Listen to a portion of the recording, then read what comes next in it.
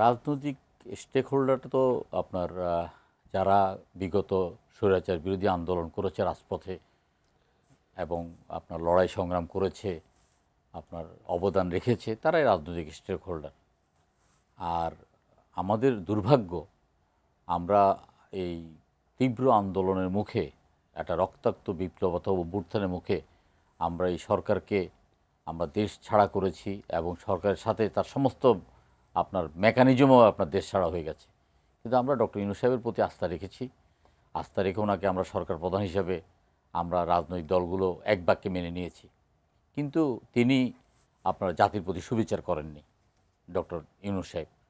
উনি একটা আপনার একেবারেই কোনো মাত্রাহীন একটা উপদেষ্টা মণ্ডলী গঠন করেছেন, যে উপদেষ্টা মণ্ডলী এই অভ্যুত্থানের চেতনা ধারণ করে না, যে উপদেষ্টা মণ্ডলী 15 বছর নাকে সরিষার তেল দিয়ে ঘুমিয়েছে দুই একজন ছাড়া, এবং কেউ কেউ আমরা সরকারি বেনিফিশিয়ারি, কেউ দেশের বাইরে ছিলেন, তাদেরকে নিয়ে তিনি একটা উপদেষ্টা মণ্ডলী গঠন করাতেই আজকে দেশের সার্বিকভাবে একটা নৈরাজ্যকর অবস্থা। আর এই সরকারের একটা ক্রাইসিস ম্যানেজমেন্ট থাকে বা একটা ক্রাইসিস ম্যানেজার থাকে, যেটা আপনার তিনি আপনার যেমন ক্রাইসিসগুলো আপনার চিহ্নিত করেন এবং সেগুলো সমাধানের চেষ্টা করেন। এই গভর্নমেন্টে কোনো মুখপাত্র নেই, এই গভর্নমেন্টে কোনো ক্রাইসিস ম্যানেজমেন্টের ম্যানেজার নেই। স্বাস্থ্যকর অল টাইম ফ্যামিলি কেক, সব সময় অল টাইম হেলদি লাইফ। যদি ক্রাইসিস ম্যানেজার থাকতেন তাহলে আপনার যেটা হতো যে কোনো আন্দোলনটা দানা বাঁধার আগেই অঙ্কুরে সেটা আলাপ আলোচনার ভিত্তিতে অনেকাংশে মীমাংসা করতে পারত। এটা তো যুদ্ধ নয়, এটা আলাপ আলোচনার মাধ্যমেই তো সমাধান করতে হবে। এই সরকার সেই ক্ষেত্রে ব্যর্থতার পরিচয় দিয়েছে।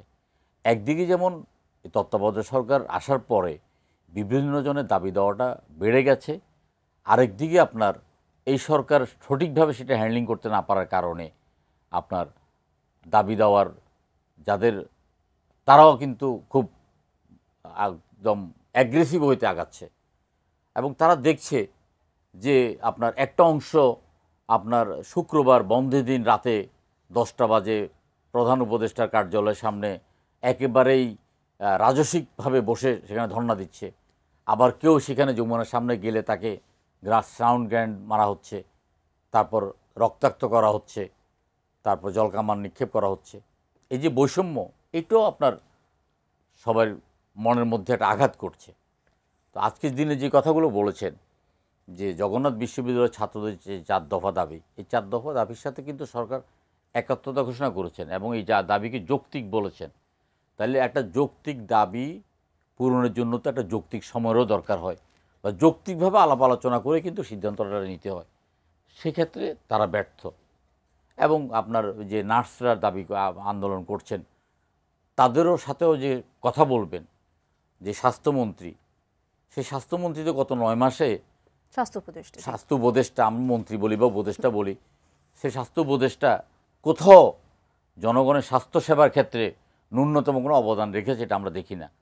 এই ধরনের ক্রাইসিসে তো উনি কিছু করতেই পারবেন না, কারণ ওনাদের কোনো অভিজ্ঞতাই নাই। এটা আমাদের দুর্ভাগ্য, যেই কারণে আমরা বারবার চাচ্ছি যে এই ধরনের একটা জনসমর্থনহীন একটা সরকারের চাইতে আপনার যত তাড়াতাড়ি পারে ভোটের মাধ্যমে জনগণ একটা সরকার প্রতিষ্ঠা করলে সেই সরকারের সাথে জনগণের সরাসরি সম্পৃক্ত থাকবে, সেই সরকার জনগণের কাছে জবাবদিহিতা থাকবে, সেই সরকার জনগণের কল্যাণে কাজ করবেন এবং সেই সরকার ভোটের চিন্তা করে জনগণের সাথে সেইভাবে সম্পর্কিত থাকবেন। এখনকার যে উপদেষ্টারা আছেন তারা তো কেউ দু একজন ছাড়া আর কারো ভোট করার ইচ্ছা আছে এটা এরকম মনে হচ্ছে না, বাট তারা ক্ষমতা থাকার একটা ইচ্ছা আছে, ক্ষমতাকে প্রলম্বিত করার একটা ইচ্ছা আছে। যে কোনোভাবে হোক তারা যতই বেশি ক্ষমতাকে উপভোগ করতে পারে, কারণ অনেকের জীবনে এই প্রথম ক্ষমতা উপভোগ করা, এই স্যালিউট আপনার, এই পুলিশের বাঁশি, তারপরে এই আপনার প্রোটোকল, এগুলো দেখে তাদের অনেকেই মাথা রাধা নষ্ট হয়ে গেছে। যে কারণে তারা তাদের যে দায়িত্বটাই ভুলে গেছে, তারা ক্ষমতাকে উপভোগ করছে এবং যা যায় জনগণের উপর পড়ছে। যেমন এই যে আপনার এই ধরনের আন্দোলনগুলোতে আপনার ভীষণভাবে জনগণ আপনার কষ্ট পাচ্ছে, যানজটে সারা নগরবাসী নাকাল হয়ে যাচ্ছে, রোগীরা কষ্ট পাচ্ছে, শিশুরা কষ্ট পাচ্ছে, মহিলারা কষ্ট পাচ্ছে, কিন্তু সরকারের পক্ষ থেকে এই সমস্ত বিষয়গুলোকে যথাযথভাবে অ্যাড্রেস করার জন্য কোনো ধরনের পদক্ষেপ নেওয়া হচ্ছে না। আমরা কিন্তু উপদেষ্টা মহোদয়ের সামনেই বলেছি যে আপনি প্রয়োজনে একটা নির্দিষ্ট জায়গা করে দেন। ব্রিটেনে যেমন হাইড পার্ক আছে, আপনার এখানে মুক্তাঙ্গনের মতো একটা ছিল এক সময়, আপনি একটা জায়গায় একটা দাবিনামার মঞ্চ তৈরি করেন, সেখানে সমস্ত মিডিয়া থাকবে। কারণ মূলত তো মিডিয়ার দৃষ্টি আকর্ষণ করার জন্যে প্রেস ক্লাবের সামনে বা যমুনার সামনে বা এইসব জায়গায় ধর্ণা দিচ্ছে। তারা তো ওই কাঁচপুরে গিয়ে ধর্ণা দিচ্ছে না, অথবা টঙ্গীতে গিয়ে ধর্ণা দিচ্ছে না, সরকারের দৃষ্টি আকর্ষণ করার জন্য যেভাবে ধর্ণাটা দেওয়া দরকার সেভাবে ধর্ণা দিচ্ছে। তো একটা মিডিয়ার সামনে বা কথা বলতে পারলে, বা এখানে সরকারের প্রতিনিধি দল গেলে যে ঠিক আছে কি কথা, আপনার স্মারকলিপি দেওয়ার থাকলে আসেন, অথবা আপনাদের প্রতিনিধি কারা কারা আছেন আপনারা বসেন, সরকারের সাথে আলোচনার মাধ্যমে সমস্যার সমাধান করা যায় কি না, এগুলোর ব্যাপারে সরকারের দৃষ্টিভঙ্গি একেবারেই নির্লিপ্ত।